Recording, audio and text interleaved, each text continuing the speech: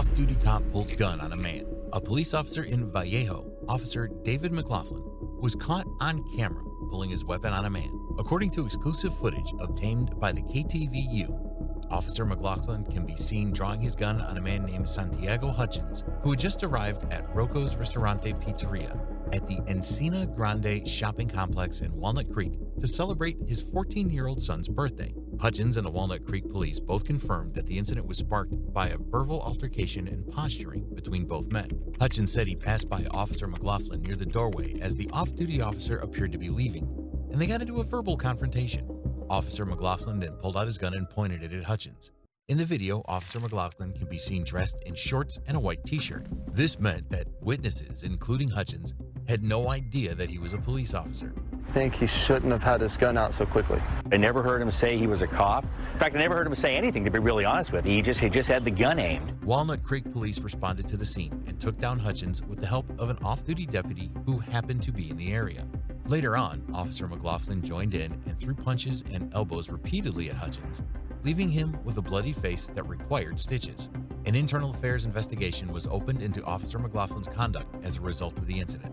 The Vallejo police chief, Andrew Bido, said that he was told that Hutchins was aggressive and initiated contact with the officer. ATVU's investigation found no surveillance footage, video, or witness statements to corroborate the police department's claims that Hutchins initiated contact. Officer McLaughlin had also been involved in 2 shootings since joining Vallejo police, including one where he and another officer shot and killed a suspect after a pursuit into Richmond. He has previously been sued for alleged civil rights violations and was named in a suit alleging that he and another officer pulled over a man without cause, held him at gunpoint, and searched his car.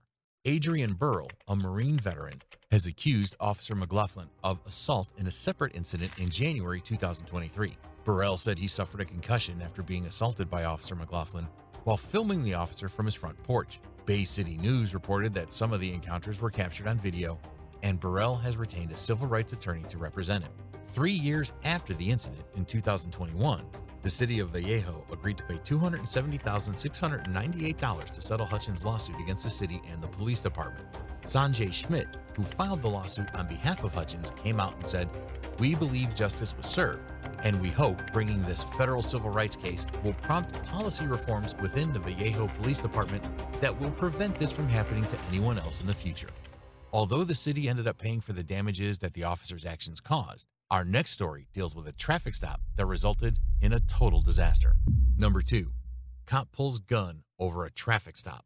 A barbershop owner in Sacramento named Ruby Ornelas released a video on social media in which the police pulled him over for driving with tinted windows. Ornelas informed the officer that he already had a fix-it ticket for the window tint and front license plate, but did not recall when it was due. He also mentioned that his license was in his backpack in the trunk of the car, along with a registered firearm in his name. After this exchange, the first officer went back to her car because she felt uncomfortable standing alone during the search. She came back with her supervisor, who asked Ornelas to step out of the car and undo his seatbelt, which led to a heated argument. Ornelas demanded to know the reason for the stop and refused to get out of the car. As things escalated, the female officer stepped back and pointed her gun at Ornelas' head. What's your cause of stopping me is what I want to know. You didn't even give me a cause. You said for your tint. I told you I got a ticket. That's cause to pull you over, right? Okay. Just because you... Whoa. That's way... Whoa. Are you serious? Ornelas sued the officers, alleging that the police officers conducted an illegal search and pointed a gun at his head during the incident. He won his case in 2019, prompting him to post the video on the internet. This happened in 2018 in November, and I just won my case this month, August of 2019. That's the reason I'm uploading this video, Ornelas said. While the Sacramento Police Department confirmed that the incident occurred, they declined to comment, citing it as a personal matter that happened a year before the video was posted on social media. According to former Sacramento County Sheriff John McGinnis, the officers acted in accordance with the law during the incident. He stated that the law requires them to book Ornelas for driving a car on a public highway without a driver's license or any identification in its place. McGinnis also defended the police officers for pointing their guns at Ornelas, stating they had every right under the law to do so. Even if the officers were right in booking Ornelas, pulling out their guns to do so seemed a bit excessive under the circumstances.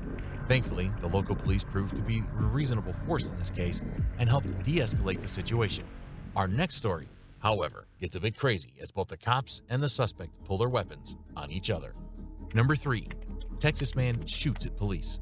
The San Antonio Police Department recently made public the body camera footage of an incident where officers had to pull out their firearms at a suspect.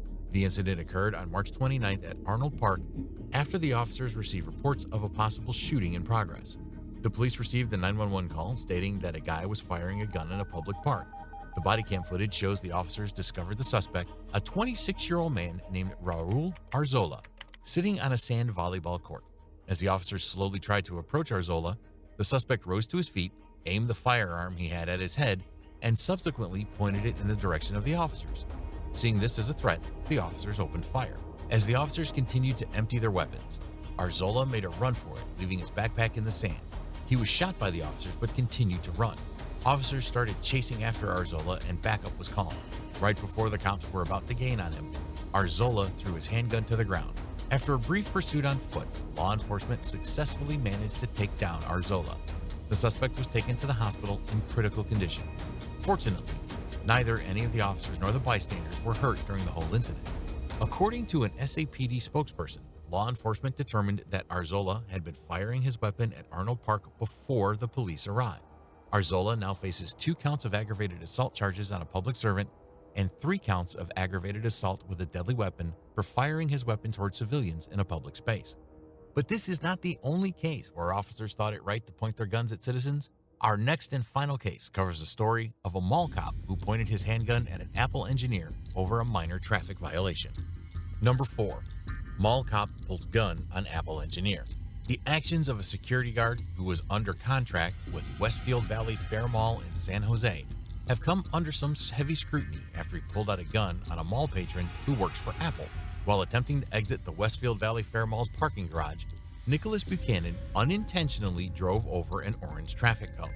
The incident occurred back in December 2015.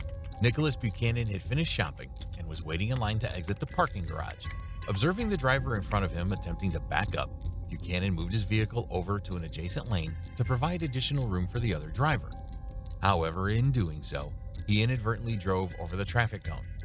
The guard, whose name was Francis Abraham Lancaster Fielding, chased after Buchanan's car and ordered him to get out of the vehicle at gunpoint. As Buchanan stared down the barrel of Fielding's handgun, a second guard came on the scene who appeared to be the superior one of the two. He also ordered Buchanan to come out of his car. Though he did not pull out a weapon, his tone was far from friendly. The security guards threatened Buchanan that if he did not unlock his door, they will take out his window. The San Jose police eventually arrived and determined the guard didn't have a permit to carry the gun, and he also did not have a security guard license. Buchanan, who is a resident of San Jose, filed a lawsuit in Santa Clara County Superior Court seeking damages.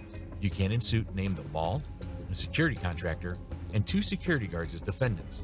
The lawsuit specifically alleged that the guard who drew a pistol on Buchanan was not licensed to carry a firearm at the time, raising concerns about his use of deadly force.